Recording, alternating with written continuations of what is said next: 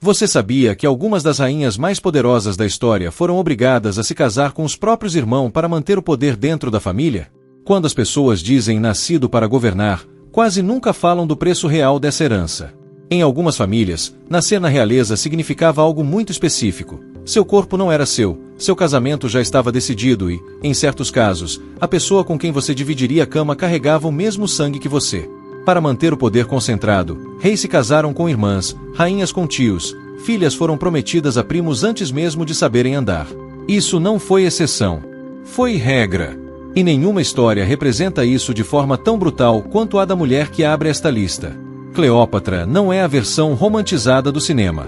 Ela foi o produto direto de uma dinastia que praticou incesto de forma sistemática por quase 300 anos.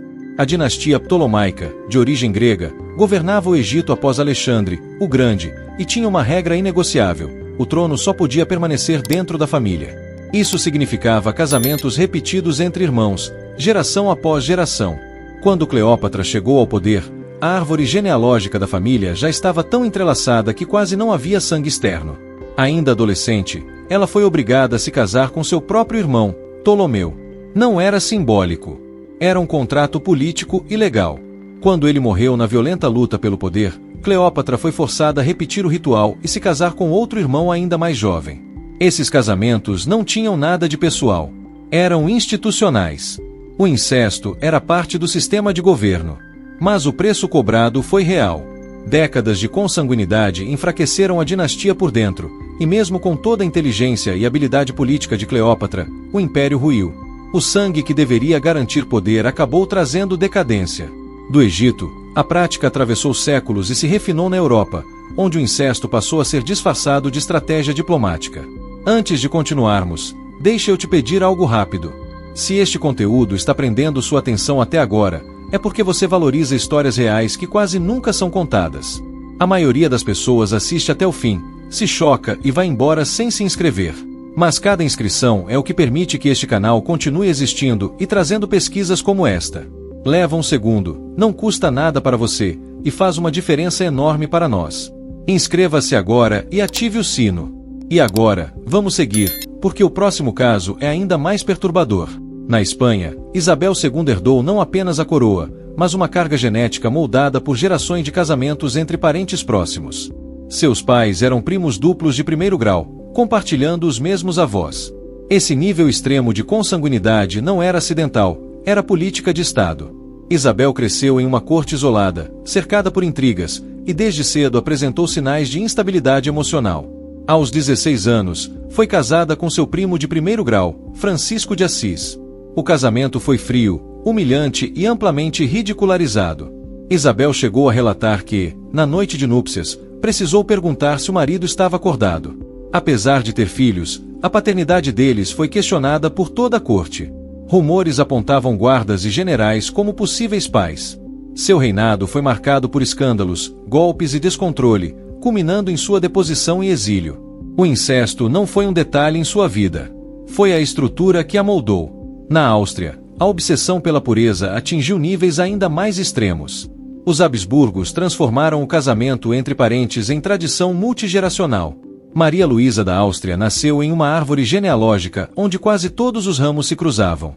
Séculos de casamentos entre primos estreitaram tanto o patrimônio genético que doenças, fragilidade física e instabilidade emocional se tornaram comuns. Maria Luísa foi usada como moeda política ao ser entregue em casamento a Napoleão Bonaparte. Não teve escolha. Era apenas mais uma peça no tabuleiro. Após a queda de Napoleão, viveu de forma apagada, governando Parma em silêncio, como um símbolo vivo da estratégia que sacrificava mulheres para preservar linhagens falidas. Mas os Habsburgos foram ainda mais longe. Maria Antônia da Áustria nasceu de um casamento entre tio e sobrinha.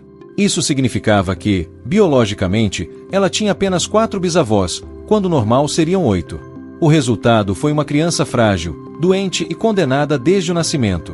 Casada para fortalecer alianças, morreu jovem, assim como seu filho, que chegou a ser visto como esperança para o trono espanhol. A linhagem não foi preservada. Foi destruída por sua própria obsessão. Em Portugal, a história seguiu um caminho semelhante. Maria I se casou com o próprio tio, Pedro. Inicialmente, governaram juntos, tiveram filhos e mantiveram estabilidade. Mas o peso genético acumulado cobrou seu preço. Após a morte do marido e do filho mais velho, Maria entrou em colapso psicológico profundo. Sofreu surtos, crises de pânico, delírios religiosos e foi declarada incapaz de governar. Seu filho assumiu como regente enquanto ela passava seus últimos anos isolada, incapaz de reconhecer a própria realidade. A dinastia de Bragança estava se consumindo por dentro. Na Espanha, outra tragédia se tornou lendária. Joana de Castela, conhecida como Joana, a Louca, era fruto de múltiplas linhas de casamentos endogâmicos. Seu casamento com Filipe, o Belo, um Habsburgo e primo, aprofundou ainda mais o ciclo. Traída constantemente, emocionalmente instável e politicamente manipulada, Joana entrou em colapso após a morte precoce do marido. Relatos afirmam que ela se recusava a se separar do corpo embalsamado dele. Verdade ou exagero, o fato é que Joana foi declarada louca e mantida em cativeiro por mais de 40 anos, usada como ferramenta política pelo pai e pelo filho. A mulher foi sacrificada. A linhagem, preservada à força. Na Roma antiga, o incesto não se escondia. Ele ocupava o centro do poder. Júlia Drúxila era irmã do imperador Calígula. Segundo fontes como Suetônio e Cássio Dio, Calígula não apenas a tratava como igual, mas como esposa em tudo menos no nome. A relação teria sido pública, obsessiva e profundamente perturbadora. Quando Drúxila morreu, Calígula entrou em luto absoluto, proibiu celebrações e ordenou sua divinização, tornando-a deusa. Para ele, apenas alguém com o mesmo sangue poderia ser sua verdadeira parceira. Júlia não foi casada para garantir herdeiros. Ela foi consumida pela obsessão de um imperador absoluto. Outra romana levou o incesto ao campo frio da estratégia. Agripina, a jovem, sobrinha do imperador Cláudio, convenceu o Senado a legalizar algo até então proibido, o casamento entre tio e sobrinha. Casou-se com Cláudio, tornou-se imperatriz e colocou seu filho Nero como herdeiro. Manipulou a corte, eliminou rivais e governou nos bastidores. Quando Nero chegou ao poder, mandou matar a própria mãe. O incesto havia cumprido seu papel. O poder foi transferido. O resto tornou-se descartável. Na Europa vitoriana, a prática foi suavizada, mas não abandonada. Vitória Melita, neta da rainha Vitória, foi casada com um primo de primeiro grau, divorciou-se em um escândalo raríssimo para a época e, depois, casou-se com outro primo de primeiro grau, desta vez do lado paterno. A repetição do ciclo trouxe consequências políticas e biológicas. Hemofilia, doenças mentais e infertilidade passaram a assombrar as casas reais europeias, conectadas por uma rede de sangue cada vez mais fechada. E agora chegamos ao último caso. O mais perturbador. Maria Beatriz de Saboia, filha de pais que já eram primos de primeiro grau, foi casada com o próprio tio. Não houve escândalo na época. Foi tratado como estratégia.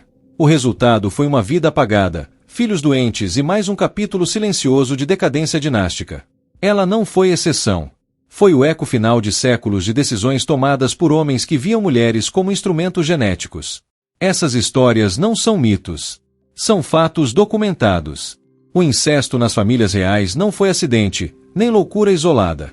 O que fica cada vez mais claro é que essas mulheres não foram casos isolados, mas sintomas de um sistema que se recusava a olhar para fora da própria árvore genealógica. Quanto mais o poder se concentrava, mais o sangue se fechava, e quanto mais o sangue se fechava, mais frágeis se tornavam os próprios impérios que diziam proteger. A história insiste em mostrar esse padrão repetidamente, como se cada geração acreditasse que conseguiria escapar das consequências que destruíram a anterior.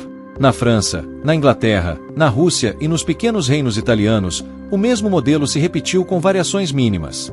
Casamentos entre primos eram tratados como alianças naturais. Uniões entre tios e sobrinhas eram justificadas como necessidade política. A igreja, muitas vezes, fechava os olhos ou concedia dispensas especiais. Leis eram alteradas. Regras morais eram flexibilizadas. Tudo para garantir que o poder não escapasse das mãos certas. O corpo das rainhas continuava sendo o instrumento central desse controle. Elas eram o elo que ligava tronos, territórios e dinastias. E quanto mais valiosas politicamente, menos liberdade possuíam.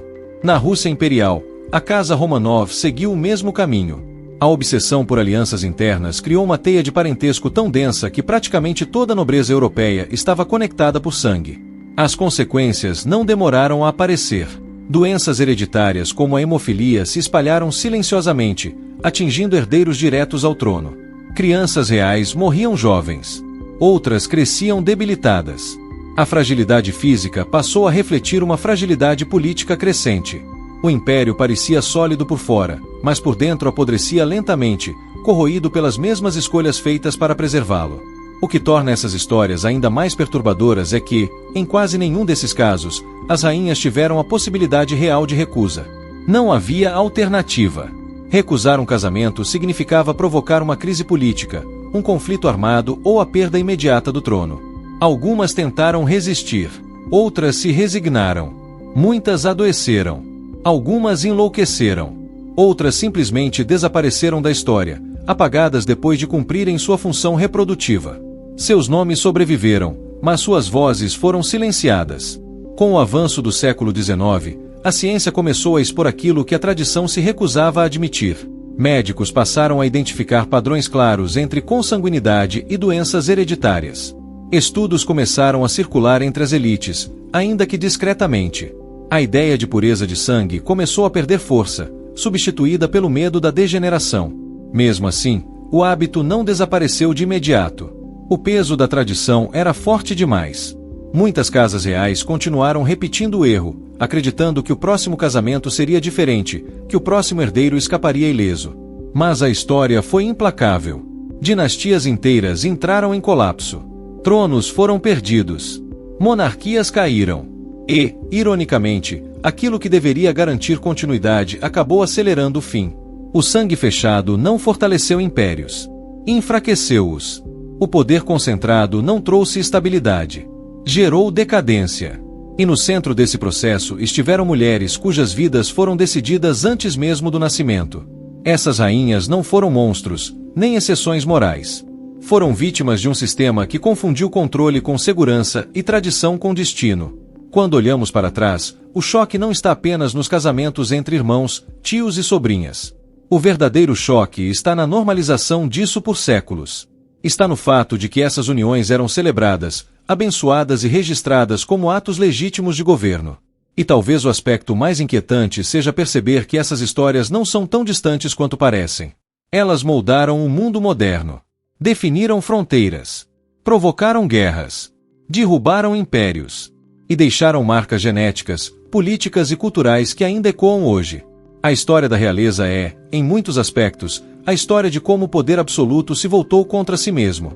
Se você chegou até aqui, é porque entende que esse não é apenas um vídeo sobre escândalos do passado. É um retrato cru de como decisões tomadas em nome do poder podem destruir gerações inteiras. E se você quer continuar explorando histórias reais, documentadas e perturbadoras como esta, este canal precisa de você. A maioria das pessoas assiste em silêncio e vai embora. Mas cada inscrição é um voto para que essas histórias continuem sendo contadas. Inscreva-se agora, ative o sino e fique do lado de quem prefere a verdade nua da história, não a versão polida que sempre tentaram vender.